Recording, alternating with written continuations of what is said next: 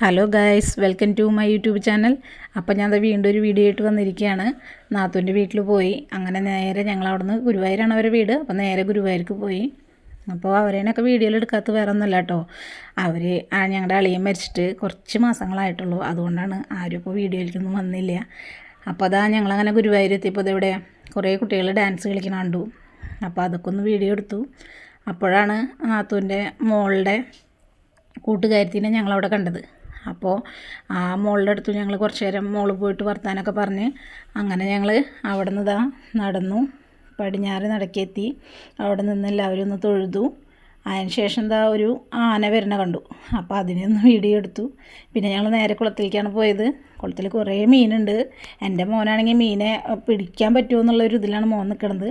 അവിടെ നിന്ന് പിന്നെ ഞങ്ങൾ നേരെ നടന്നു. വടക്കേ നടയുടെ വടക്കേ വശത്തേക്ക് അടുത്താറായപ്പോൾ ഇതാ അവിടെ ഒരു സംഭവം കണ്ടു. ഇതെന്താണെന്ന് ആരെങ്കിലും അറിയുമോ?